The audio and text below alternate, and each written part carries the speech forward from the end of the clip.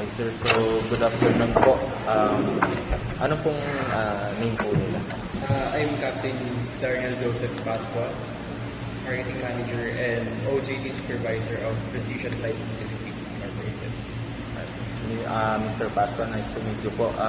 I'm David Silo Anyayahan po, the interviewer of the group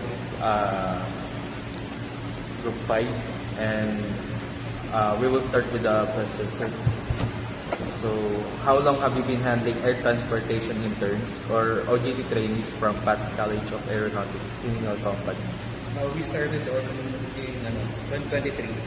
Bali, isa ako sa first batch ng air transportation students. 2023, sir. So, next question, sir. What tasks are usually assigned to the interns or OJT trainees in your organization? So, mainly flight operations. Ang coverage namin is flight operations, flight dispatch, flight monitoring, CAP license and certificate processing, and flight planning. So, among the tasks given po, which ones do the interns or OJT trainees find the most difficult? Based on feedbacks gathered from our trainees, they generally do not encounter any difficulties. Since we help them, we guide them thoroughly from start to end na ina-assist namin sila and ayun. So, they're guided and trained properly naman. So, hindi sila nakaka-encounter any difficulties so far.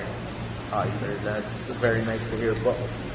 So, for the next question, sir, based on your observation, do the air transportation interns or OJT trainees from PATS College of Aeronautics meet your organization's expectations?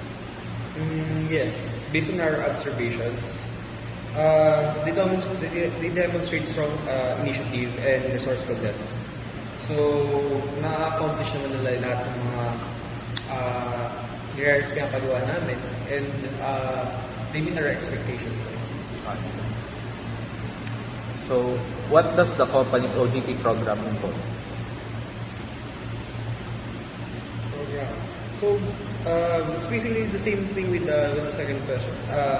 So, yun nga, may yung mga flight operations, dispatch, monitoring, planning, and yung mga processing ng mga licenses and certificates. So, yun yung mainly coverage ng OJT natin. How do you evaluate the performance of your OJT trainees? So, we evaluate the performance of OJT trainees through combination of continuous observation, task-based assessments, and regular feedback.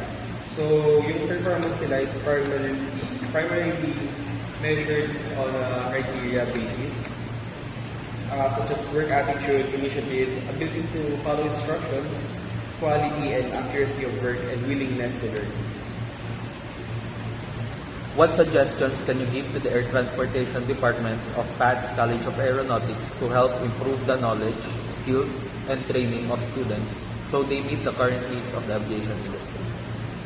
To enhance the knowledge, skills, and overall training, we recommend strengthening the alignment between academic instruction and current industry practices. So, this can be achieved by incorporating more hands-on, competency-based training that simulates real airport and airline operations, allowing students to better understand actual workflow and procedures. So mas maganda rin matutunan nila yung based on real-life scenarios and yung simulations ng mga trabaho talaga in the aviation industry. Okay, sir. Sir, pwede ako na kung questions. Nasagot mo. Ayun na po, sir. Thank you po.